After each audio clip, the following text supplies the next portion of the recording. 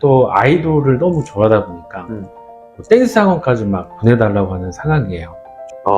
그런 케이스에는 부모님이 상당히 어려움을 겪으실 수도 있습니다. 안녕하세요. 유튜브 시청자 여러분, 유두진입니다.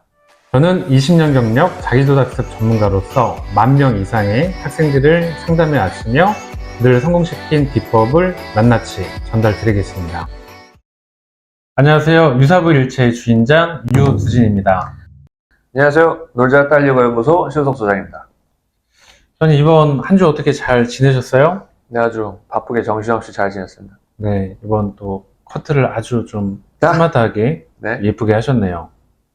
미용실은 어디 다니세요? 집 앞에 있는 데 다닙니다. 네. 커트 비용은? 유사부일체! 선생님, 이제 또 그 막바지, 또 이제 2023년이 얼마 안 남았는데, 네. 또 이제 공부 습관이 이제 좀 관심 있는 시기라서, 네, 최근 이제 사례를 보면, 중학교 1학년 여학생인데, 네. 초등학교까지 되게 모범생이었고, 학교 수업도 잘 따라갔고, 또 학교 임원 생활도 잘했고, 이제 중학교 올라오면서 이제 학원을 다니면서 딴짓을 너무 많이 하는 거예요. 그러니까 뭐 인스타, 뭐 틱톡, 뭐 릴스, 뭐 카카오톡뿐만 아니라 거기에 이제 매달려 있는 시간이 너무 많고, 근데 최근은 또 아이돌을 너무 좋아하다 보니까 또 댄스 학원까지 막 보내달라고 하는 상황이에요. 중1, 중2한 시기인데. 그럼 이런 친구는 좀 어떻게 대응을 해야 되는지 좀 경험담이 있으시면, 네. 일단 대응하기 전에 우리가 이해를 하는 게 중요할 것 같은데요. 아, 이해요? 네. 이 아이가 지금 말씀해 주신 내용을 보면은 다혈이 높은 친구인 것 같아요. 다혈이요? 왜냐하면 우리가 그 단서들을 조합을 해서 그 기제를 추정을 할 수가 있는데, 네. 지금 말씀하신 뭐 릴스, 또 뭐 있었죠? 뭐 카카오톡, 인스타, 쇼츠, 네. 이런 것들이 일단은 이제 카카오톡이나 인스타 같은 경우는 본인이 뭔가 이제 컨텐츠를 만든다, 내지는 소통한다, 이런 좀 공통점이 있잖아요. 네. 뭔가 연결이 된, 다른 사람과 연결이 된. 그러니까 그런 것을 봤을 때는 이 친구는 친구들 좋아하고 사람들한테서 뭔가 이제 관심받거나 조명받거나 이런 것들을 좀 즐기는 친구이지 않을까라는 생각이 들어요. 네. 그럼 다혈 친구라는 건데, 다혈 친구들 같은 경우에는 원래 이제 타고나기를 자기의 존재가 다른 사람들로부터 그냥 그대로 인정받고 자기로 인해서 기분이 좋아지고 이런 것들을 좋아하는 친구들이에요. 네. 그래서 그런 부분들이 좀 인정이 될 필요가 있죠. 그래서 댄스 학원을 무조건 가겠다고 하니까 춤 배우겠다고. 네.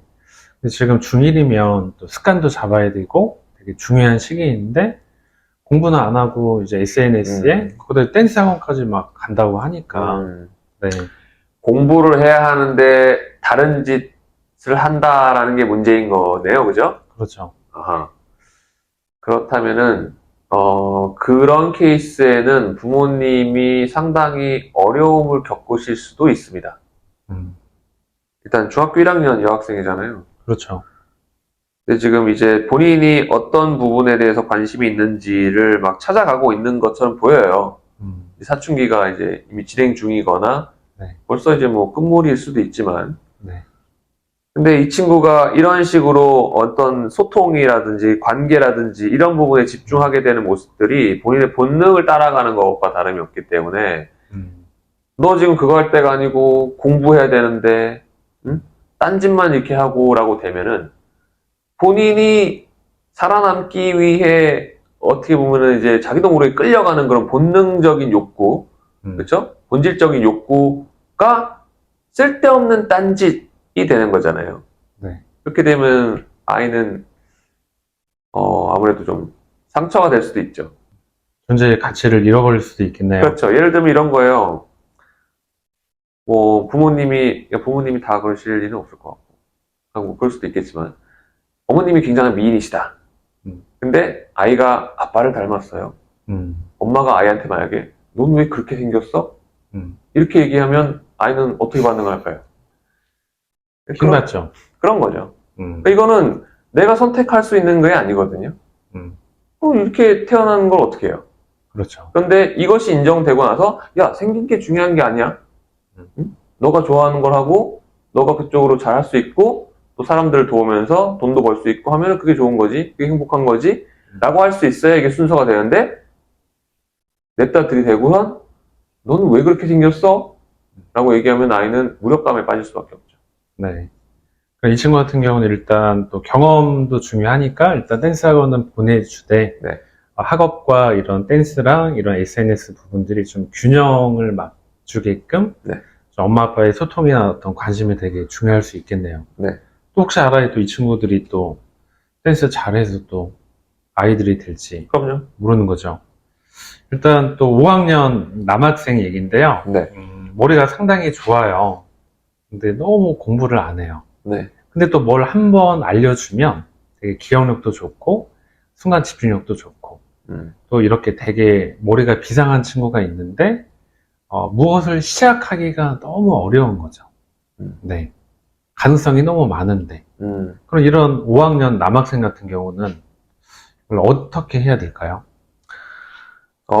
일단 시작이 굉장히 어려운 친구들은 점액이 높을 가능성이 상당히 높거든요. 아, 점액이요? 굉장히 중요한 단서입니다. 시작이 어렵다. 네. 우리가 그런 친구들 볼 때 굉장히 느리다, 뭐 아예 뭘 안 하려고 한다, 욕심이 없다, 이런 표현들을 부모님들이 주로 쓰시는데, 점액이 높은 친구들 같은 경우에는 실제로 다른 기질들보다 욕심이 없긴 해요. 하지만 안 하려고 하는 건 아니에요. 네. 지금 해도 되는 때인가? 해도 괜찮은 상황인가? 에 대한 의구심이 아직 있는 상황이라고 보는 게 맞는 거죠. 그래서 그런 것들이 해소가 되어야 그 아이가 내가 해도 되는구나, 나가도 되는구나 앞으로 이렇게 여겨지고 나갈 수 있게 되는 거기 때문에 그 시기를 좀 기다려 주실 필요가 있다고 말씀을 드리고 싶어요. 그럼 이 친구들은 그런 좀 불안감도 높고 좀 안정성이 이런 게 더 필요하겠네요. 그렇죠. 이 친구한테 가장 중요한 키워드는 안정성입니다. 안정성. 네. 그럼 이 친구의 부모님 같은 경우는 조금 급한 마음보다는 좀 인내하고 기다려주고 만약에 시작을 하게 되면 좀 재미나 좀 흥미 위주로 그렇게 접근하면 더 좋을까요?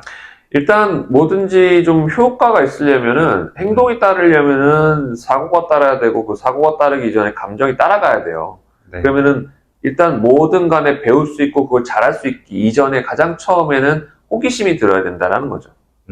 호기심이 들 수 있는 것들을 찾을 수 있게끔 많은 경험들을 시켜주시는 게 좋습니다.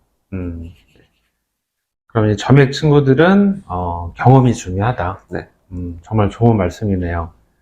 그러면은 이 친구들이 중학교, 고등학교 올라가서 본인이 뭔가 재미와 흥미를 느끼고 그 분야에 뭔가 좀 깊게 들어가면 학업적으로도 좀 우수할 수 있을까요?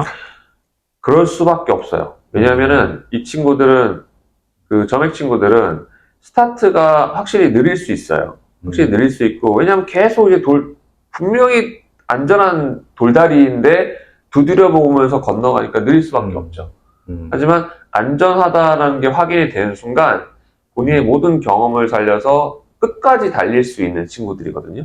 네. 우리가 뭐든지 성공을 하려면 끝까지 달릴 수 있어야 되잖아요.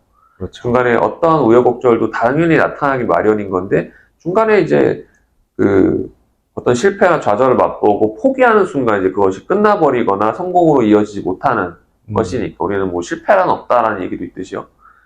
그런 것들을 겪으면서도 끝까지 갈 수 있는 친구들이기 때문에 네. 스타트를 잘 할 수 있게끔만 우리가 옆에서 잘 도와줄 수 있으면 너무 좋을 것 같다. 말씀을 드릴 수 있을 것 같아요.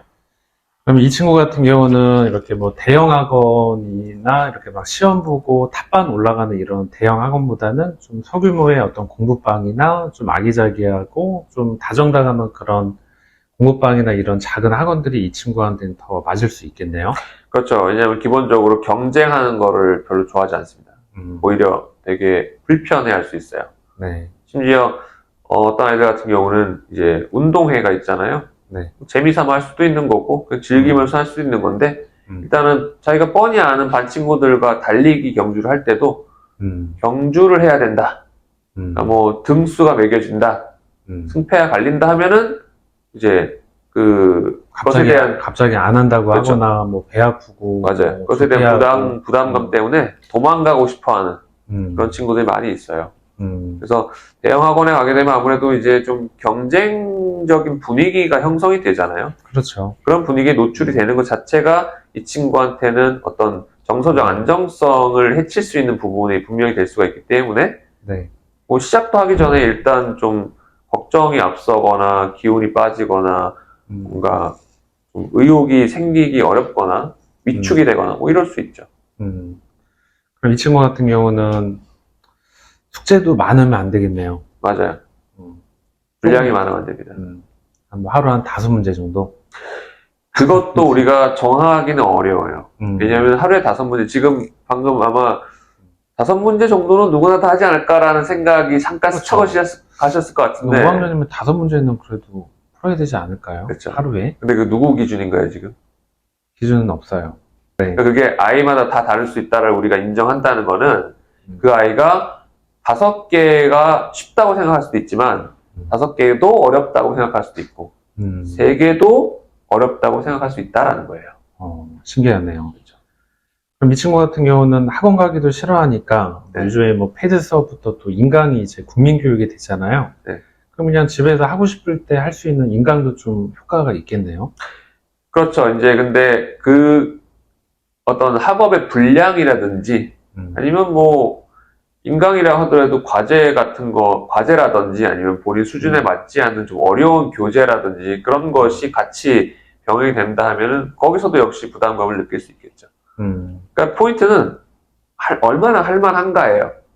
어려움의 정도겠죠. 그 아이 관점에서 봤을 때. 네.